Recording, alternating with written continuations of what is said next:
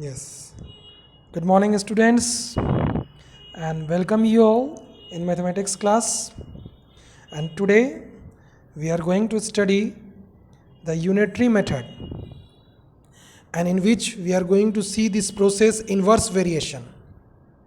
Okay, for standard 7th year, and this is the second video for this week. Okay, so now let's start, students, and try to understand this inverse variation method. So we have here inverse variation. So what we can understand from this is that when two quantities are said to be in inverse variation if increase in one quantity, try to understand this, causes decrease in other quantity.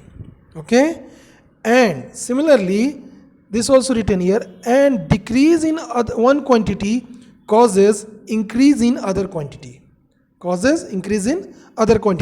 Now when we are talking about this increase and decrease, these both, if first quantity is increasing in a certain ratio, then other quantity is also decreasing in the same ratio.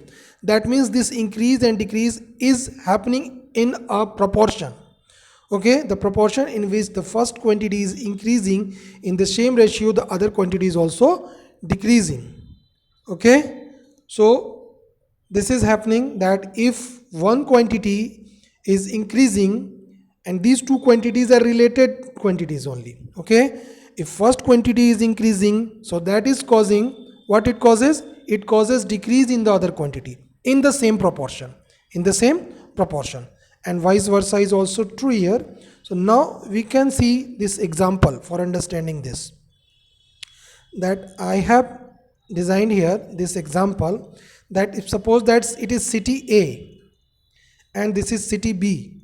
Okay, and anyone is there, suppose that someone has to go from city A to city B, and he is moving from city A to city B by a car.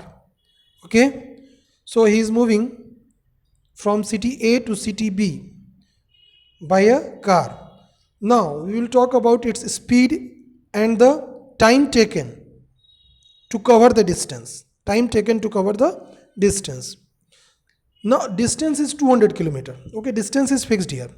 Now these two quantities will vary here, the speed and the time taken. Now we know that if more speed, then this 200 kilometer distance can be covered in less time only. But if the speed is less here, then the same distance will take more time to cover. So this way we can see that when the speed we are increasing, then the time taken to reach the destination is decreasing. Okay, and such situations is only known as inverse variation.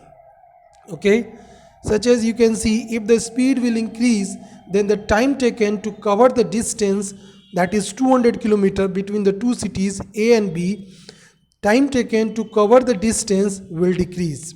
Okay, and similarly when the speed we are going to decrease here, when the speed will decrease, then the time taken to cover the distance will increase only. That means you will take more time to reach that time. In this way here, the speed and the time taken are the two physical quantities here which are inversely related. They are inverse variation. They are showing a relation of inverse variation. That means they are inversely varying. Okay, now we can see this as a term that if more speed, then less time duration to reach that destination, and similarly if less speed, then more time duration it will take to reach the city B from A. Okay, now you will see this question based on this concept only, that if 60 men can finish a piece of work in 25 days, how many days will 15 men take to do it? Okay, this is the question. And here you know that if the number of men, because all the persons are of same efficiency we are taking here. Okay, that means the work capability of each person is same here. Then if 60 men can finish the work in 25 days, then how many days will 15 men take to do the same work? So how you will write this statement, that is important. You see here that you will write that 16 men can finish the work in 25 days. It is given, then one man can finish it in 25 into 60 days.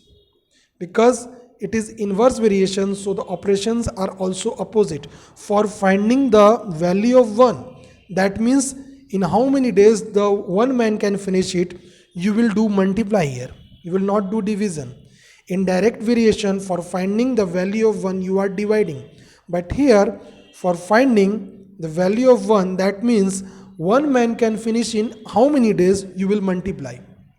You will multiply to find the days in which one man can finish the work. Okay, it is just opposite work you will do. There in direct variation you are dividing in such for finding the value of 1. But here one man can finish it in 25 into 60. That means for finding the days in which one man can do the work, you will multiply. Now if the value of 1, that means the days in which the one man can finish the work, you are knowing, that is 25 into 60. Then to find the days in which 15 men can complete the same work. Okay, here multiple means, that means to find. Now if you know the value of 1, then for finding the value of any other number, you will have to divide here. Okay, which in direct variation you are multiplying. So the next step you will write that is here why I have written that statement, reason I have written that less men then more days. That means the number of men and days are inversely proportional here. Then we can write therefore 15 men can finish it in 25 into 60 by 15 days. So this is the number, that means 15 will divide. So for finding the days in which any other number of men, any other number excluding 1, because one man, how many days they will take, we are knowing, 25 into 60. So for finding the number of days in which any other number of persons, any other number of men can finish it, you will divide by 15. Okay, because here 15 men you are finding. Therefore 15 men can finish it in 25 into 60 by 15 days. So this will come 100 days, because you know you will divide 15 into 4 times. 15 into 4, 60. Then 25 into 4, it will give 100 days. And the last statement, we are finding 15 men. Then statement we can write that more men than less days. Reason we can give here, more men than less days. So it is taking 100 days. 100 days is the required number of days in which 15 men is completing the work. Okay. Now second number question is, see, this is second number question, that 45 cows can graze a field in 13 days. They are grazing the field in 13 days. Then how many cows will graze the same field in 9 days? How many cows will graze the same field in 9 days? Here grazing is the work, okay, to complete that whole field.